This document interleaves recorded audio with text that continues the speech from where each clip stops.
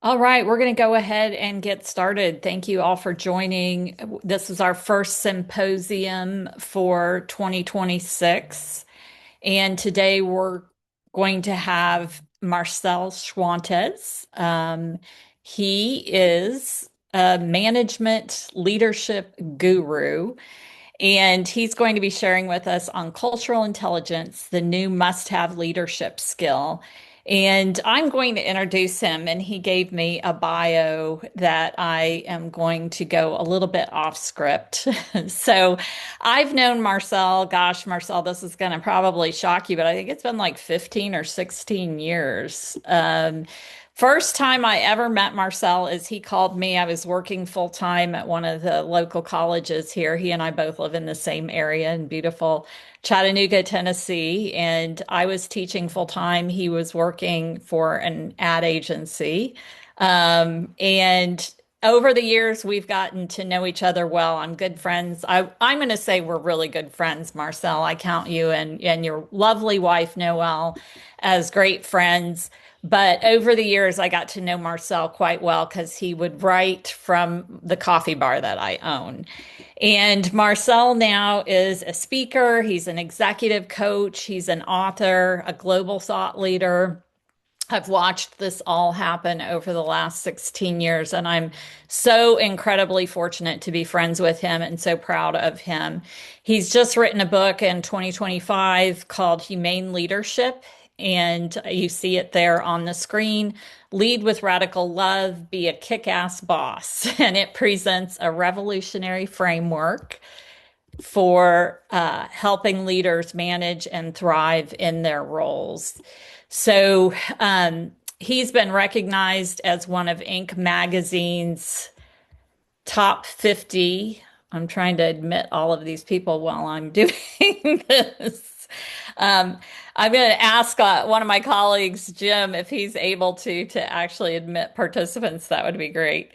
At 50, he's one of Inc. magazine's top 50 leadership and management experts, and he's created the highly rated Boss to Leader course, and he hosts the popular Love in Action podcast. He lives in Chattanooga, Tennessee, as I already mentioned, with his wife of 18 years, Noelle, a good friend of mine. I had the privilege of seeing her at the coffee bar the other day, and their preteen son and their dog Scotch. And one of my stories about Marcel and his just actual ability to lead. So I can't remember, and maybe you can, what year it was. I'm sure you probably can, but we had a massive tornado rip through our area. And Marcel and his family were in between homes, so they were fortunate to be in a top floor apartment, right, Marcel? And the Lord really protected them in a bathroom. And to hear Noelle tell the story, it was just very harrowing. But I got a call from Noelle Help, and I went to help them. Literally everything they owned was strewn across the parking lot of the apartments where they lived. And Marcel had the most awesome, and don't, I hope this doesn't make you cry. He had the most awesome collection of baseball cards worth an absolute fortune, and they were carpeting, wet, soggy carpeting the the parking lot, and he just said pick them up and throw them away, and it was so painful to try and help them go through that. And he was just like, get down to business. He wasn't gonna cry over spilt milk, so to speak. And we picked up all of those baseball cards and threw them away. But anyway, better times, right, Marcel? We're on to better times. So I am actually going to stop sharing my screen. I'm going to turn it over to Marcel, and he is going to share some thought. Oh, I had one more thing to say, and then I'm going to shut up. But every morning I read for about an hour, hour and a half, and I open up my Apple news articles. And I always am so excited when top trending news stories is one that Marcel has written, and it happens quite often. And I'm like, I know that author. I know that. So I like to go in and read his articles in the morning, and I'm so pleased and happy when I see him at the top of my must reads for the morning. All right, so that's all I have to say. I'm going to go ahead and turn it over to Marcel to share with us. Thank Yeah. And by the way, that introduction trumps anything I sent you. Well, you're It's welcome. such a great personal touch going back our history, our friendship, and all that. That's great. All right, I'm gonna share my PowerPoint and then we'll get rolling, guys. Okay. All right, here we go. That's the cover slide. Everybody see that? Yes. Lisa, you see that, right? Okay, Yes, great. I see that. I do want to say one more thing. So, those of you who are joining in, we have 20 digital Kindle copies of Marcel's book to give out. So, the way we're going to do it is if you ask a question, please put your email and your question in the chat. Don't just unmute yourself and blurt it out. Put your question and your email in the chat, and that way we can make sure you get a book because we're going to be giving the books out according to the questions. So we want you to be very engaged. So, all right, that's That's all. great. All right, Okay. let's do this. Folks, it's so great to be here. So I have been coaching and developing leaders now for better part of 20 years. And one of the things I have personally learned over the stretch of those years, which has made me a better coach of leaders, is the fact that your work culture matters, which is sort of the title of our presentation today. It matters for lots of reasons, and we'll go over what some of those reasons are. I'll just highlight a few, right? It matters for engagement. We want our employees to be engaged. It matters for high performance. It matters for teamwork, obviously. And it certainly matters for leadership. If you aspire to be or are currently a leader. And so we have to start with um, something that might sound simple, but it's incredibly important. Okay, culture and leadership are deeply connected. They're inseparable. Okay, and that's really important. You can't separate the two because it takes leadership to develop the company culture. It usually starts at the top, and then the cultural traits, behaviors, norms filter down to the workforce. So every organization develops a culture, whether leaders intentionally shape it or not. If you're the founder of say, a startup, usually it's the founder that sets the tone early, right? And then leaders and managers reinforce those cultural traits and behaviors over time. And sometimes without realizing it, leaders create habits, rituals, norms, and behaviors that stick for years. And that becomes the culture. And that could be really good for your organization if the habits, rituals, norms, and behaviors benefit one another and benefit those you serve. But it could also be bad if those those habits, rituals, norms, and behaviors become toxic. Because now, in most toxic workplaces, you're not going to get high performance, and you're not going to get people giving their best. So, my best clients, those executives that really understand culture, they know when it needs to change, especially as things shift or evolve. In the age that we're in now with AI, I'm going to touch on AI and how AI affects culture towards the end of the presentation. Okay. So hopefully you'll stick around for that. So, yes, leaders actively influence culture. Let me share a client of mine. Okay. This client is in manufacturing and they had a phase of really high turnover. There were some legal matters involved with some really ugly stuff, sexual harassment, and the workplace became a hostile environment. And so that client was the CEO of this organization, was smart enough to kind of take a step back and realize that he had the wrong culture for his business. And sometimes it might be a culture that you inherit as a new executive coming in, or an owner. Maybe you've gone through a merger, an acquisition process, and you inherit the previous owner's culture, right?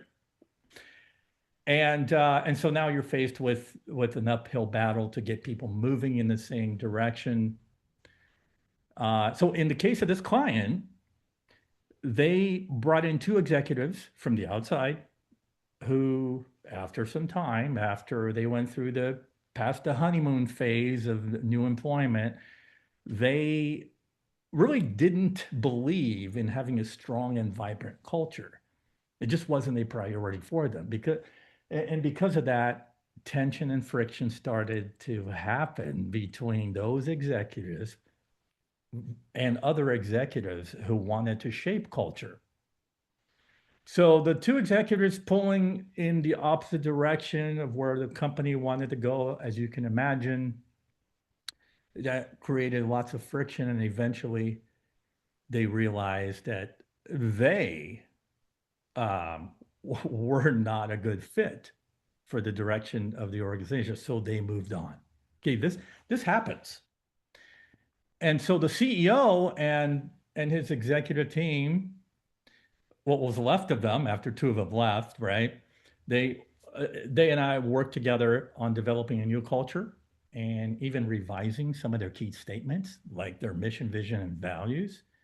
Um, and we worked on giving them a new identity that would attract people to come work for them, but also develop a culture where people felt like they belonged, that they were proud of that new culture, proud of coming into work. And the values weren't just words on a poster, in on the wall in the lobby. It was lived out daily. But here's the reality check. Many leaders focus on heavily on strategy, execution, performance metrics, which are all great things, but they overlook culture. It's a little bit too pie in the sky for them, if I may use that term, just like it was for those two executives, right? And sometimes leaders assume that anything that has the label culture in it is something that, oh, HR will handle that. And then they're surprised when those great strategies that they developed and the execution of those strategies fall apart. So because culture plays a big role in that. So today, as you see in that last bullet point, I'm going to walk you through 5 culture styles. So you've probably heard this phrase, culture eats strategy for breakfast. There's a lot of truth to that. So today we're going to unpack how culture works and explore those 5 styles that shape work environments. And along the way, I'm going to have some interactive elements. So please participate. Use the chat feature when I prompt you with a question or a poll. And Lisa already mentioned that as you ask your questions, that she might give you a free book giveaway. Well, I'm gonna add one of mine. There's one question that I'm going to ask, and I'm gonna let Lisa know. Whoever gets the answer to that question correctly, Lisa, I'll share the answer, so you'll know who it was, and we'll keep an eye on the chat as well to make sure. So if when we get to that question and you have the correct answer, you will be entitled to a free book. So stay tuned for that. Okay. Before we go any further, let's define culture. Culture shapes attitudes and behaviors in lasting ways. It determines what's encouraged, what's discouraged, what's accepted, what's rejected. So when culture aligns with people's values, something really powerful happens. Morale increases and people collaborate better at a higher level. There's synergy in the air. And really, I mean, this is a recipe for how organizations thrive. So there are a few attributes of culture. I'm going to share a few of them. Okay. The first one, the first attribute of culture is that it's shared. Obviously, it's not anyone's personality. It's not the CEO or owner that that holds all of the cultural rights. It's the group. It's the group's way of operating based on shared values, behaviors, norms, and rituals. And it can show up in unwritten rules, expectations for conduct and performance, and how people treat one another. And this has an enormous amount of influence in how teams behave because it's shared. So you'll probably know your experience in culture when you hear things like, hey, this is how we do things here. This is how we roll. This is who we are. So the second attribute is that culture is pervasive. It's the identity of the organization. You're going to see it everywhere, right? From how people communicate in meetings, how the meetings are structured, to maybe celebration rituals, to the open sharing of information, and maybe even things outside of work, like community involvement, like volunteering at a local homeless shelter. There are companies that their culture, that's a really big hot button for a lot of employees. They want to express their volunteerism. Okay, and you're going to see culture and how decisions are made, right? Some of it is visible, others are invisible, like assumptions, mindsets, and how people are intrinsically motivated. You can't see it, but you know that it's there. The third attribute is that culture is enduring. So it builds over time. And people who fit the culture and contribute to the culture, they tend to stay. They don't go anywhere because they like where they work. They like the people that they work with and for, right? And so the culture reinforces itself. So what does culture actually look like? Well, in so much research that I have tracked, there's one study that looked at 6,000 studies, a sort of a meta-analysis of cultural cultural traits. That there are five types of company cultures that really floats to the top. So I'd like to cover them now, and um, and so we'll start with the first one is caring, a caring culture.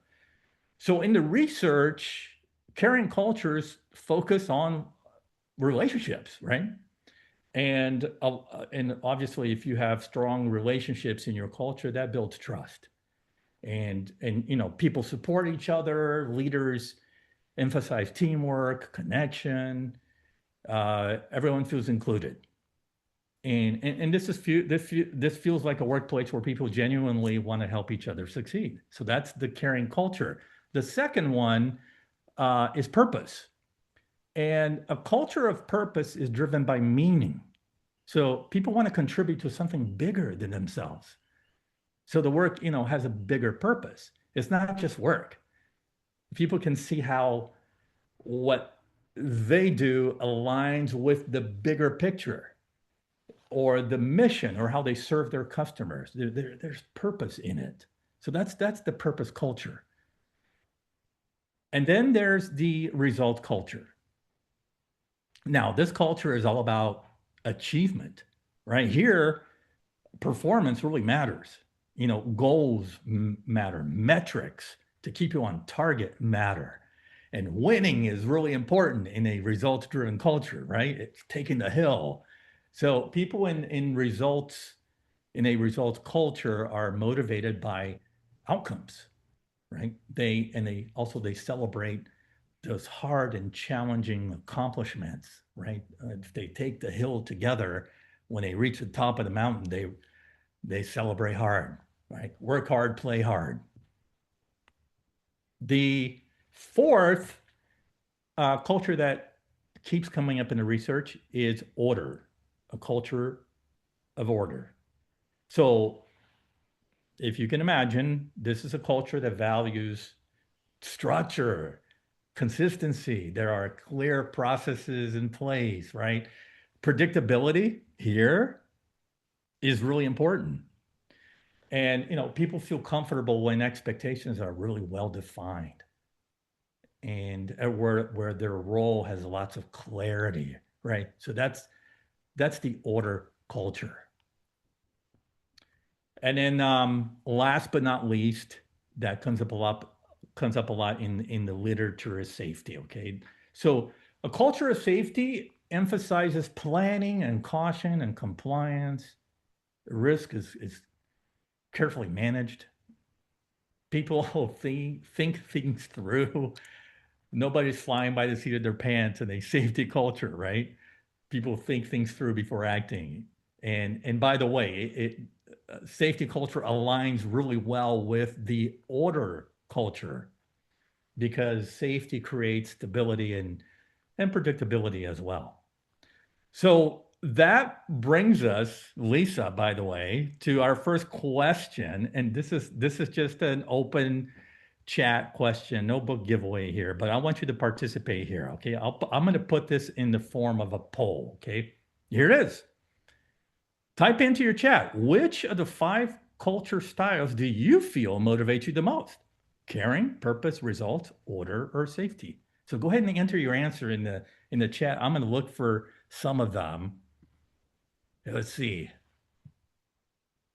Look at that.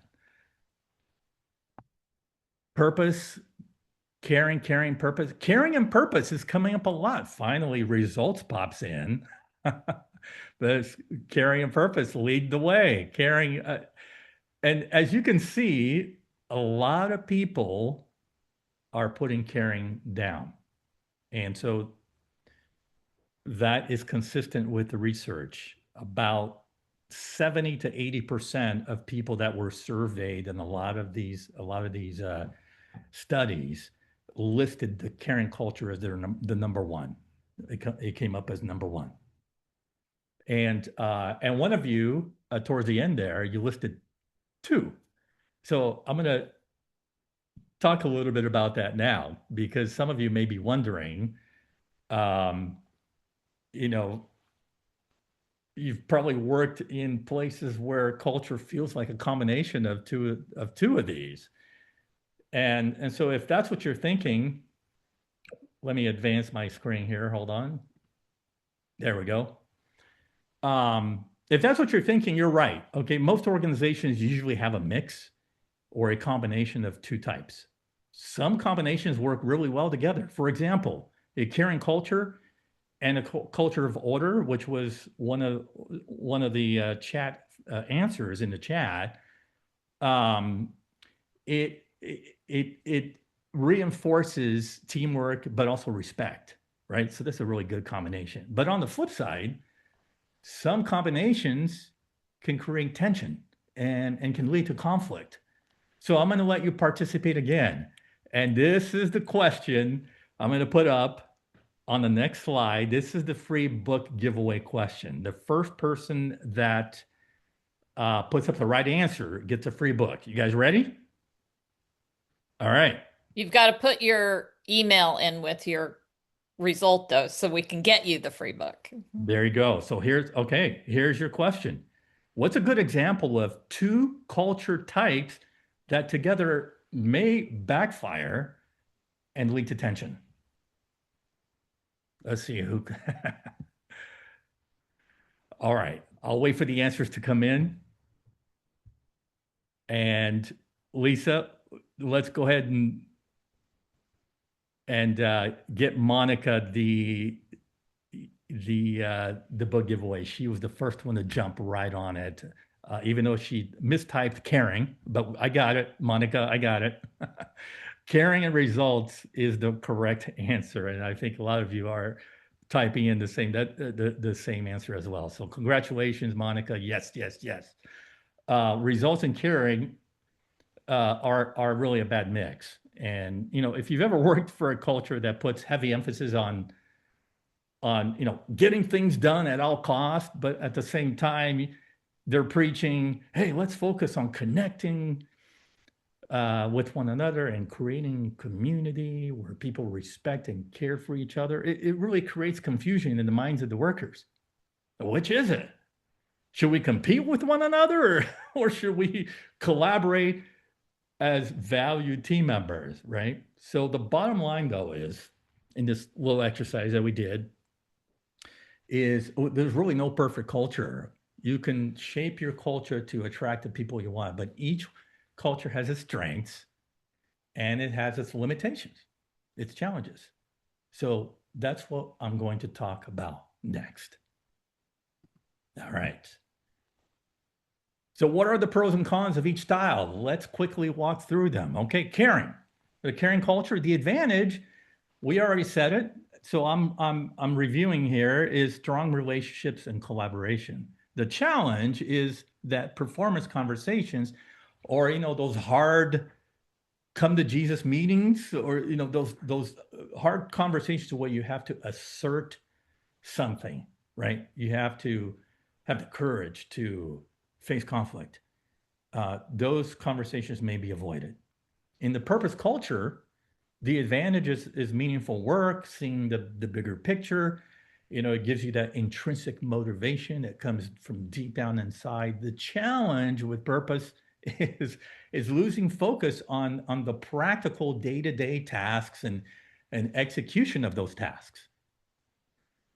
And in the results culture, the advantage is competition, achievement, winning.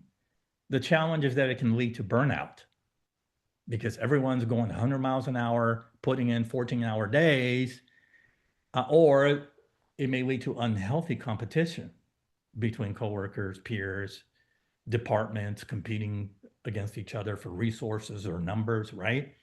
Which now can become toxic. All right, the order culture, the advantage is consistency, clarity, right? The challenge is that in a order culture, there may be resistance to change or innovation. And then in the safety culture, the advantage is, thoughtful planning, and everything is kind of thought out. The challenge is that there may be slower decision making.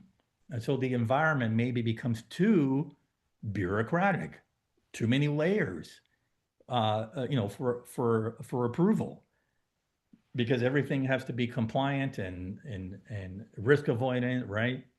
So those are the pros and cons of each one. All right. So which culture do you guys feel would help you to do your best work? Think about it. This is for you. You know how you're wired and you know what your needs are in a work environment. So go ahead and put that in the chat. Let's see what comes up.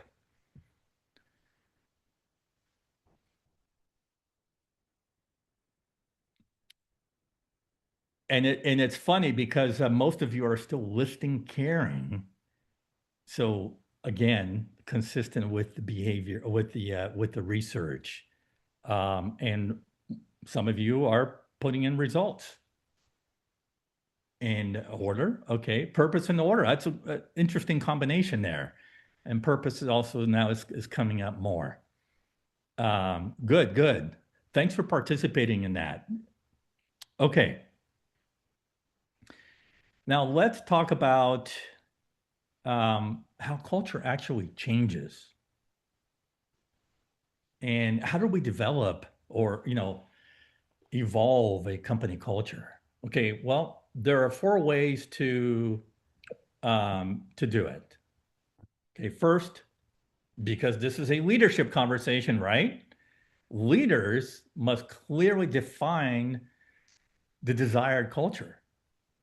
So once they define what their desired culture is that meets their business needs, their organizational needs, they need to speak about it often. You got to speak often in town halls. I don't know how you communicate internally, right? All hands on deck, huddles, staff meetings. And but you start by first understanding your current culture, and then you identify what needs to change. So that may mean, as hard as this sounds, that you may realize, oh my gosh, I have the wrong people in the wrong roles, in the wrong seats. So if you want a culture of results, some of you listed that, it may mean letting go of some people who are holding back the organization from achieving results. That's one of those hold up the mirror questions, right? That we have to face. Do we have the right people in the bus? Second, culture change depends on developing other leaders who believe in the culture, and then they're going to be the protectors of the culture, protecting the culture from violators, from people that step over boundaries, right? So we need those kind of leaders. So you identify, you hire, you promote, and you develop leaders who align with your desired culture. It's the leaders who model the behavior. And so when you have those leaders in place and they are adhering to the cultural expectations, people then will follow the examples that they see. Okay, third is conversations matter. Okay. Culture shifts when people talk about new priorities that align with that culture, then you start to create a shift. All right. So leaders sometimes may even need to adjust the language to fit the new culture. All right. Lastly, is you align your systems with the culture. You reinforce it through your systems, right? So reinforce the desired behaviors you want to see in a culture. Embed the new language or the rituals, the norms, and the behaviors in your performance management, in your employee training, your handbooks, your orientation of new hires, your onboarding, and also your work processes. All of these things are key to reinforcing desired culture behaviors. Otherwise, gang, the culture is not going to stick. It's as simple as that. You have to reinforce the behaviors. Okay, we're on the home stretch here. Now I'm going to transition to AI and the impact that AI is going to have on culture. This is unprecedented. We've never seen this happening before. Okay, something important is starting to disappear from the workplace, and I felt strong enough that I needed to bring this up. And because most leaders don't fully realize yet the consequences of what I'm about to tell you. Okay.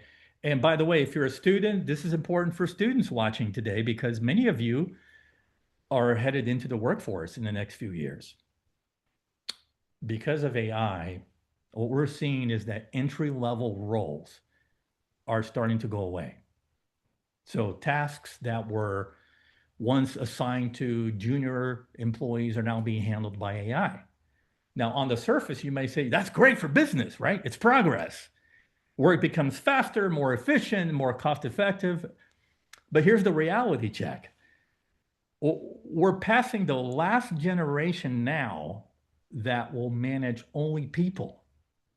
And so the problem with entry level jobs going away is that historically, these roles were never just about output or efficiency. They were there for people to learn. This is where people gain knowledge, experience, and maybe moved up the ladder to bigger responsibilities. I remember when I was an entry level worker, it was a growth of fast learning for me, right? And it got me to where I needed to go next. But not only that, entry level jobs from a human standpoint are where people develop judgment. They build confidence. They make mistakes and fail forward, right? And it's where you begin to understand how work actually happens inside an organization. So without that layer, the entry level layer, we are creating a big gap now in the traditional org chart, if you will. And that's going to affect culture, the human aspect of work. So think about it.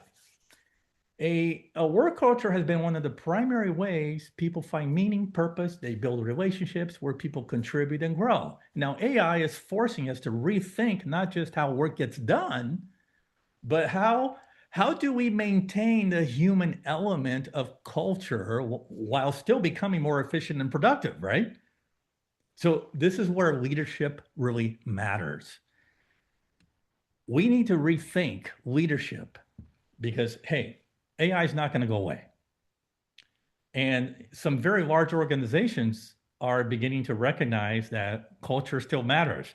IBM, for example, has recently gone against the grain by investing again in entry level hiring. Good on them. There's also a growing body of research showing that early experience and strong learning environments are really critical for long term performance and innovation. So, if leaders are not intentional in shaping and developing cultures, there are lots of risks. I'm going to cover what we risk. We risk creating organizations that, yes, are highly efficient. Yes, they're super productive, but they lack depth and humanity, the soft side or the people side of the organization. You know, these days people may have access to more knowledge with one chat GPT prompt than ever before, right? But if we keep going at this rate where we rely on AI to do all our work, to write our papers, to automate our processes and tasks, people, especially young people, are going to have fewer opportunities to develop real world judgment, right? Those critical thinking and relational skills for problem solving, for collaboration, and for innovation, but especially for leading other human beings. So we also risk a loss of meaning, right? This speaks to the purpose culture. Delegating too many tasks to AI can lead to apathy. So now employees feel less ownership. So they take less pride in the final work product. We also risk cognitive decay. Too much reliance on AI threatens to weaken, again, critical thinking, but also creativity and expertise, right? As employees now stop engaging directly with those complex, hard tasks that make them use their brains to overcome these tasks. And then the last one is really, the risk of creating work slop. Because when we're encouraged to and push people to rely more on AI to get things done faster, sometimes it leads to producing work that is it may be low quality. You see it all the time now on the internet. Or it may produce work that's inaccurate. That's really dangerous if you're in a safety culture. It doesn't add much value because then you end up needing extra effort to fix the problems that AI caused, right? So as AI reshapes roles and responsibilities, the importance of culture and workplace redesign increases to coexist with AI, but without impacting the lives or the livelihoods of people. There's got to be that good balance, right? So if you're an AI savvy leader on this call today, or you aspire, maybe a student, and you aspire to one day become a leader and you're, entering the world of AI, I'm going to offer you three really crucial tips to level up your leadership in the age of AI. Here we go. You need to design for development, not just efficiency. Okay, so look beyond what can be automated and consider how people are going to continue to learn and grow and build judgment inside your organization, because that's going to be really motivating for them. And the second thing is you need to create new pathways for experience, right? So if traditional entry level roles are disappearing, I hope not, But if they are, leaders need to rethink how experience is gained. So you want to think about bringing more mentorship, maybe, or coaching. You want to expose people to perhaps project-based learning. Give them stretch assignments and think about how you can provide, cross-functional exposure to your people as well. Upskill your people in other areas or other departments of the business. All right, and the third one is anchor work in purpose. So those of you that listed purpose as, this is the kind of work that would really inspire you to do well. Okay, we want to anchor the work in purpose and not just productivity. People need to understand again how their work contributes to something meaningful and its purpose. Purpose is what sustains engagement over time, especially if all of a sudden your strategy changes or there's new market needs in the market and your system now you're overhauling your system. You have to keep that purpose intact for whatever change you're experiencing.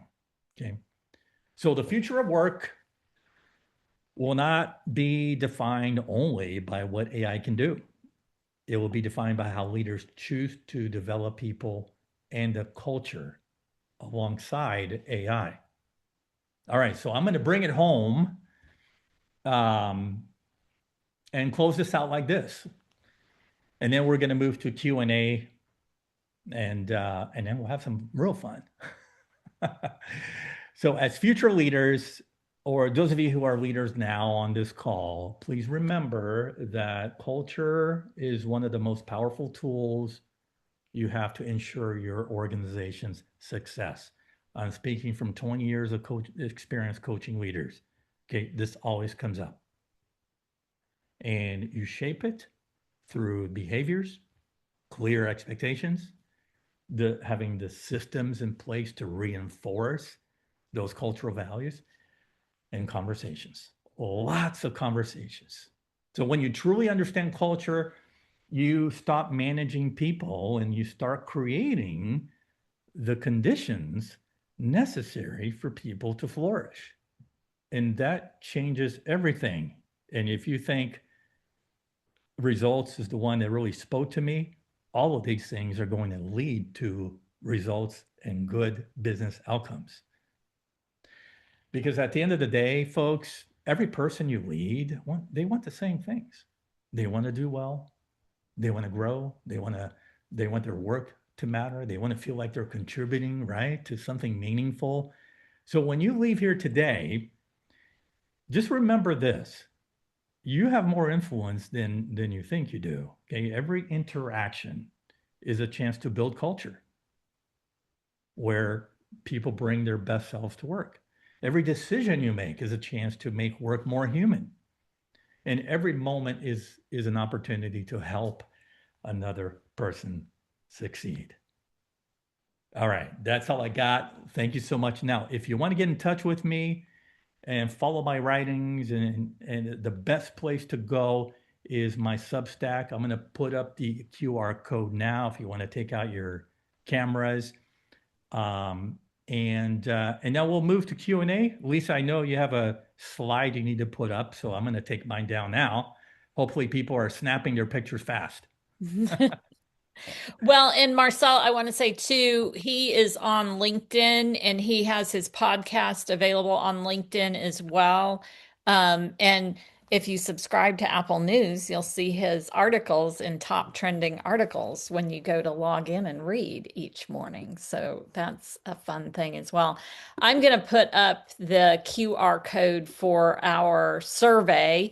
So I want to thank you for attending. I'm going to go back into our chat and we have quite a few questions for you to field, Marcel. So we're going to keep you on your toes with all of these great questions. I'm going to start at the very top with Eric Millward. He said, how should executives navigate cultural misalignment in hybrid governance organizations where frontline operations are managed from a top top-down operational model, but organizational governance is guided by a bottom-up governance model? That's a great question. You have to, well, first of all, what's going to make that organization work well? Is it a bottom-up approach or is it a top-down approach? And so that goes back to alignment. Everything has to be aligned with the cultural expectations, the behaviors that you desire in your organization. And again, that's flows from the top down. Now, that was a very long question, so I hope that I at least partly answered it, but maybe we can break that question down into a couple of questions. I'm trying to find the It, question here on the chat. it's at the very, very top. He put Okay. his question in right after my welcome. He was prepared. Yeah, I don't see it. You're not seeing it. I do have his email too, so maybe we can get in. Send I would love to answer that in more in depth because that's a very involved It question. is.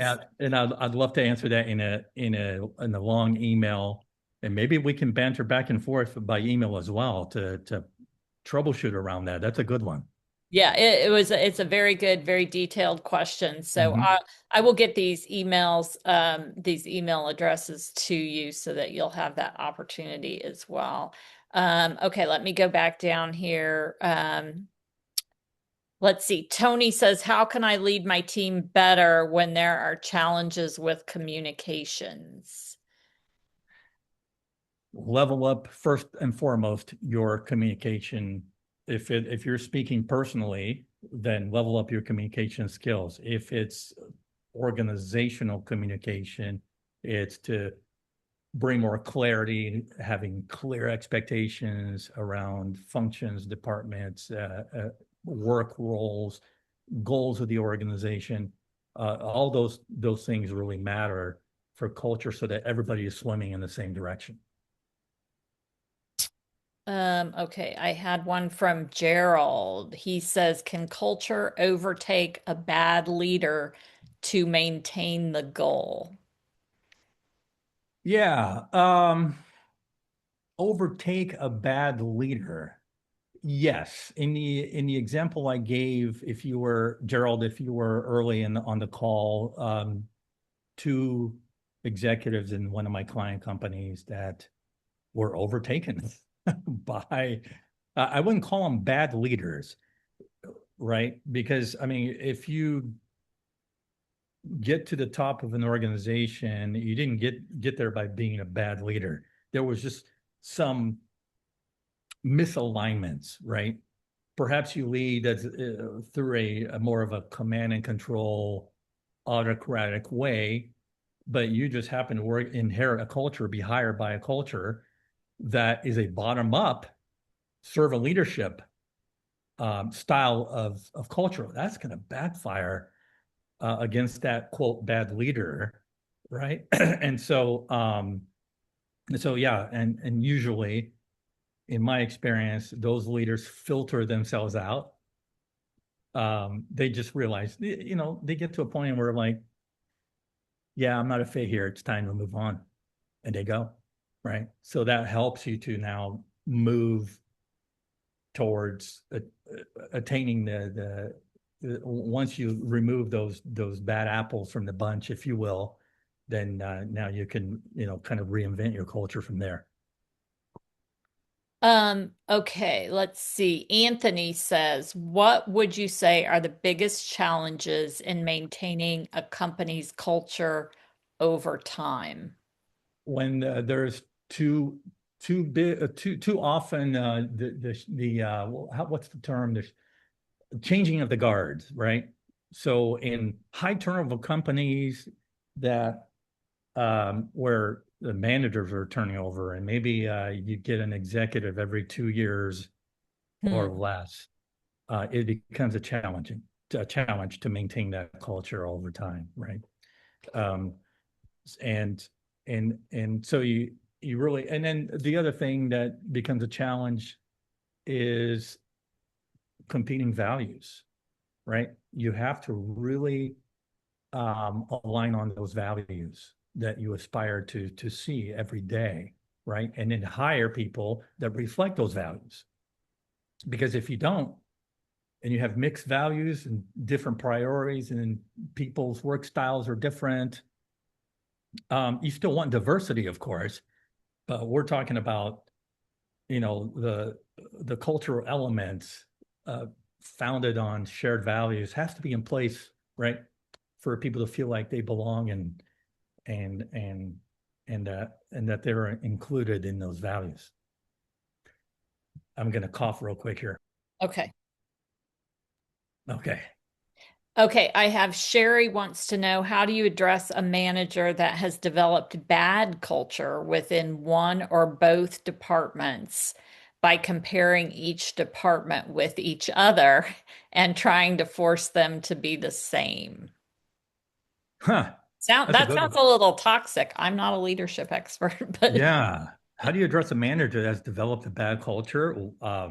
Well, yeah, and that manager is sort of getting two departments to and forcing you're right, Lisa. And Sherry, I don't know exactly what that situation is, but I would start with what kind of managers are we promoting?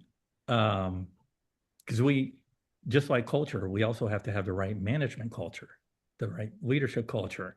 Culture isn't just about the worker bees, right? We want the leaders first to instill those values and also reflect those values, right? So if integrity, respect, empathy are and these are all clear values that comes up in the research for effective leaders, right? A lot of the soft skills float to the top. And so when you do that and you hire those kind of managers and you promote them, put them in the right places, you're going to avoid the things that you're describing, Sherry, I think. So it's like, there's the drama um and all of the conflict going on, but I'm gonna take 3 steps back and say, wait a minute, who is who is assessing the talent for how to promote yourself to become a leader, right? So what are the measures or the criteria for becoming a leader? How do you get promoted? And then look at who's who's being promoted, and maybe that's a good conversation to have, because you may realize that the the habits, behaviors, and practices that lend to really good leadership are not floating to those top positions. So we now have a misalignment. We're not getting the right people in those higher roles, which is causing all of the conflict and the tension to happen. It's a long way to answer this question, but look at your managers first. we have two more questions. Let's see if we can get them in. So Mike asks, past experience, I have seen inconsistent culture delivered from the same leaders. How do you address that upward to leadership? So you've got things going on. How do you address it in those upper echelons? Yeah. This is interesting because as you move upward to leadership, you might see teams kind of hoarding. It's kind of like they have their own fiefdoms, or they have their own mini cultures, and then as you move up the ranks, then you see the inconsistent culture that I think Mike is talking about. I think that culture has to be aligned from the top down with each department, each function, so that there's consistency there, there's alignment, right? And then as you move up the chain, um, it, culture doesn't change. it's even more reinforced as you move up the ladder because you want to continue to see the elements of really good, healthy, vibrant culture, um, for your own employees as you move up the ranks. It has to be consistent from the top down and from the bottom up. How do you move past culture being used as a corporate hot word instead of being used as lasting change? It's easy to banter that around, but how do you? Sure. Yeah.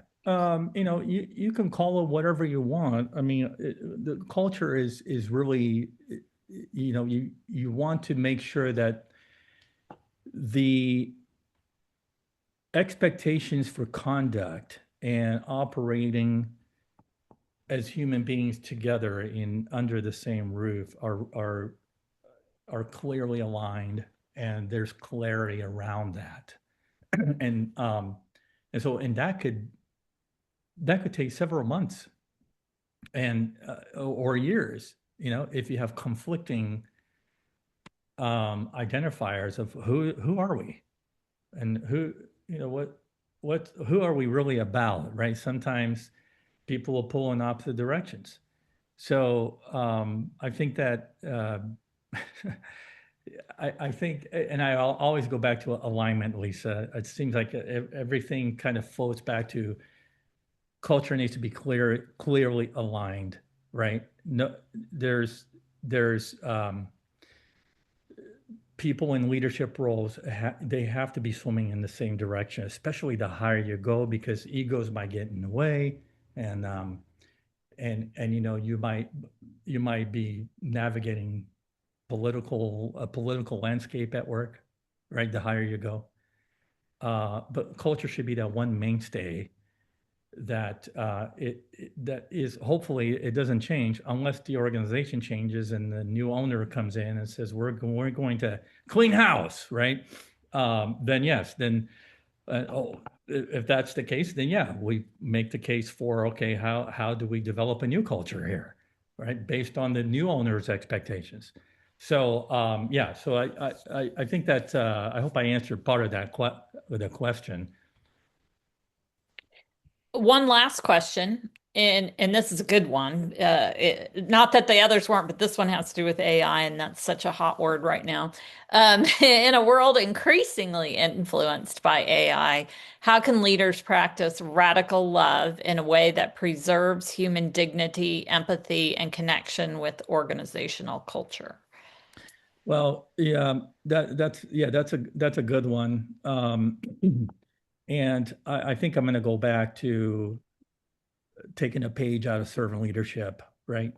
Um, the crux of good leadership is to meet the needs of others on behalf of the organization's mission, on behalf of those customers, whether it's internal customers or external customers, or other stakeholders that we serve.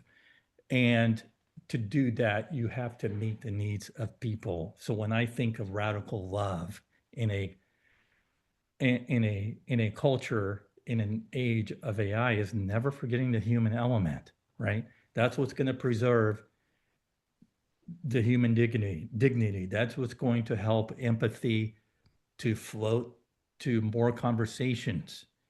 And I think that when we can never forget the human element, the story of our lives, how we have arrived where we are, right? The challenges that we have overcome, the fears that we have experienced, and all of the things that we have learned.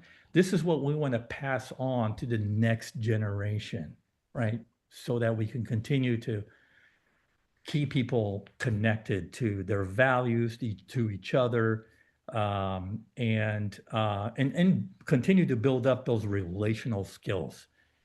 To me, when you have all that in place, you're going to get to a culture that experiences what the person that wrote the question calls radical love. And I think that I don't know if that's the last question, but I think it's such a good way to end the Q&A, but I think there's more. Well, that's the last question that I have. Oh wait, there are a couple more. I did want to say, I do want to remind everybody, scan the QR code, take our brief survey. But and Marcel did not ask me to plug his book, his podcast, or any of his articles. But I do want to say that gives a good segue to your Love in Action podcast because in those podcasts, you interview great leaders and you get lots of information about what's going on out there in the industry. So they are interesting and fascinating and lots of good information. Sherry asks a question. How do you encourage leading by example when the culture dismisses your intelligence? I think Geez. we've all felt that, maybe, have we? Yeah, gosh, when it call, I mean, yeah, talk about taking the air out of you, right? When the Yes. culture dismisses your aptitude, intelligence, and all that. I don't know if that's speaking from a peer-to-peer relationship where it's your peers that are that are dismissing your intelligence, or is that coming from your manager? And there's really no good answer for that. I think that it's again, it goes back to is that really the right culture to be in when you look at those five cultural types? Maybe there's a misalignment with the expectation that I want my intelligence to be valued. I want my expertise to be known, but you're in a culture that doesn't reflect that in the leaders, right? Where maybe people are just going through the motions of work, work, work, and collecting a paycheck, and so other things go by the wayside, right? How people are valued, how do people see me? Am I dignified? Do they respect my intelligence? Right? So it might be that in a culture that dismisses your intelligence, um, my encouragement is to first take a hard look at does the culture I'm in now really reflect who I am as a person and what my needs are. Thank you so much, Marcel. And I've recorded everybody's email that asked a question, and we have some books that we'll be getting out. So give us a few days on that. I've got to work with some of the leadership team at Colorado Tech to get those books purchased and get those out to you. And we will be doing that this week. So thank you all for attending. We appreciate all of your thoughtful questions and interactions. Marcel, thank you for spending your time with us today and for sharing your thoughts on leadership and creating great cultures where people and employees can thrive. I appreciate all of you. Have a great rest of your day.